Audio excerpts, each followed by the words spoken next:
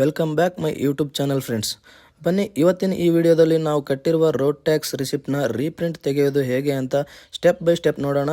ಈ ವಿಡಿಯೋ ಶುರು ಮಾಡೋಕ್ಕಿಂತ ಮುಂಚೆ ನೀವಿನ್ನೂ ನಮ್ಮ ಚಾನಲ್ಗೆ ಸಬ್ಸ್ಕ್ರೈಬ್ ಮಾಡಿಲ್ಲ ಅಂದರೆ ಸಬ್ಸ್ಕ್ರೈಬ್ ಮಾಡಿ. ಈ ವಿಡಿಯೋ ಇಷ್ಟ ಆದಲ್ಲಿ ಒಂದು ಲೈಕ್ ಮಾಡಿ ಹಾಗೂ ನಿಮ್ಮ ಫ್ರೆಂಡ್ಸ್ಗೂ ಕೂಡ ಶೇರ್ ಮಾಡಿ ಫ್ರೆಂಡ್ಸ್. ಮೊದಲಿಗೆ ಕ್ರೋಮ್ ಬ್ರೌಸರ್ನ ಓಪನ್ ಮಾಡಿ ಪರಿವಾಹನ್ ಅಂತ ಸರ್ಚ್ ಮಾಡಿ. ಈ ಫಸ್ಟ್ ಆಪ್ಷನ್ಸ್ ಮೇಲೆ ಕ್ಲಿಕ್ ಮಾಡಿ. ಇದನ್ನು ಸ್ಕಿಪ್ ಮಾಡಿ. ಕೆಳಗಡೆ ಸ್ಕ್ರೋಲ್ ಮಾಡ್ತಾ ಹೋಗಿ, ಇನ್ನೂ ಕೆಳಗಡೆ ಸ್ಕ್ರೋಲ್ ಮಾಡ್ತಾ ಹೋಗಿ, ಇನ್ನೂ ಕೆಳಗೆ ಇಲ್ಲಿ ವೆಹಿಕಲ್ ರಿಲೇಟೆಡ್ ಸರ್ವಿಸ್ ಅಂತ ಕಾಣಿಸ್ತಾ ಇದೆಯಲ್ಲ, ಇಲ್ಲಿ ವೆಹಿಕಲ್ ರಿಜಿಸ್ಟ್ರೇಷನ್ ಅಂತ ಇಲ್ಲಿ ಕ್ಲಿಕ್ ಮಾಡಿ. ಇಲ್ಲಿ ನಮ್ಮ ಸ್ಟೇಟನ್ನು ಕರ್ನಾಟಕ ಅಂತ ಸೆಲೆಕ್ಟ್ ಮಾಡ್ಕೊಳ್ಳೋಣ.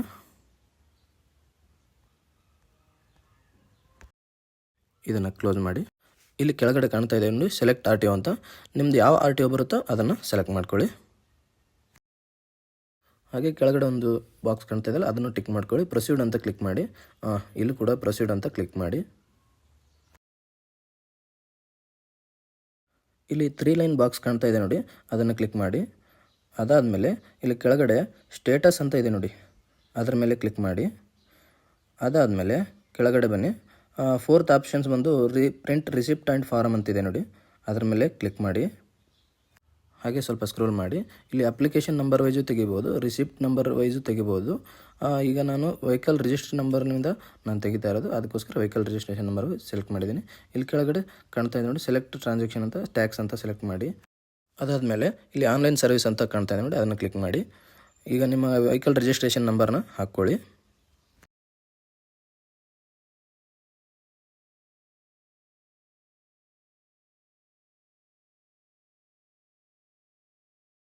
ವೆಹಿಕಲ್ ರಿಜಿಸ್ಟ್ರೇಷನ್ ನಂಬರ್ ಹಾಕಿದ ಮೇಲೆ ಚಾಸಿ ನಂಬರ್ ಲಾಸ್ಟ್ 5 ಡಿಜಿಟ್ ನಂಬರ್ನ ಎಂಟರ್ ಮಾಡಿ.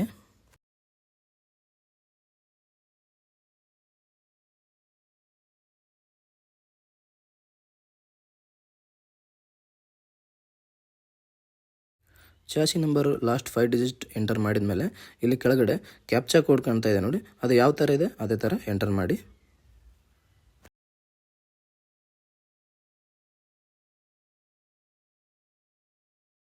ಶೋ ಡೀಟೇಲ್ಸ್ ಅಂತ ಕಾಣ್ತಾ ಇದೆಯಲ್ಲ, ಅದರ ಮೇಲೆ ಕ್ಲಿಕ್ ಮಾಡಿ. ಹಾಗೆ ಕೆಳಗಡೆ ಸ್ಕ್ರೋಲ್ ಮಾಡಿ. ಇಲ್ಲಿ ನಮ್ಮ ವೆಹಿಕಲ್ ನಂಬರು ಮತ್ತು ಟ್ರಾನ್ಸಾಕ್ಷನ್ ಡೇಟು ಎಲ್ಲ ಇದೆ. ಹಾಗೆ ಕೆಳಗಡೆ ಇಲ್ಲಿ ಪ್ರಿಂಟ್ ಅಂತ ಕಾಣ್ತಾ ಇದೆ ನೋಡಿ, ಅದರ ಮೇಲೆ ಕ್ಲಿಕ್ ಮಾಡಿ. ನೋಡಿ, ನಮ್ಮ ರೋಡ್ ಟ್ಯಾಕ್ಸ್ ರಿಸಿಪ್ಟು ಬಂತು. ಅದಾದಮೇಲೆ ಇಲ್ಲಿ ಪ್ರಿಂಟ್ ಅಂತ ಆಪ್ಷನ್ಸ್ ಕಾಣ್ತಾ ಇದೆ ನೋಡಿ, ಅದರ ಮೇಲೆ ಕ್ಲಿಕ್ ಮಾಡಿ. ಡೈರೆಕ್ಟಾಗಿ ನೀವು ಪ್ರಿಂಟು ಕೂಡ ಕೊಡ್ಬೋದು, ಇಲ್ಲಾಂದರೆ ನಾವು ನಮ್ಮ ಫೈಲಲ್ಲಿ ಸೇವ್ ಕೂಡ ಮಾಡಿಕೊಂಡು ಇಟ್ಕೋಬೋದು. ಈ ವಿಡಿಯೋ ಇಷ್ಟ ಆದರೆ ಒಂದು ಲೈಕ್ ಮಾಡಿ, ಹಾಗೂ ಇದೇ ಥರದ ಇನ್ಫಾರ್ಮೇಟಿವ್ ವಿಡಿಯೋಗಳಿಗಾಗಿ ನಮ್ಮ ಚಾನಲ್ನ ಸಬ್ಸ್ಕ್ರೈಬ್ ಮಾಡಿ, ಸಪೋರ್ಟ್ ಮಾಡಿ ಅಂತ ಹೇಳ್ತಾ ಧನ್ಯವಾದಗಳು ಫ್ರೆಂಡ್ಸ್.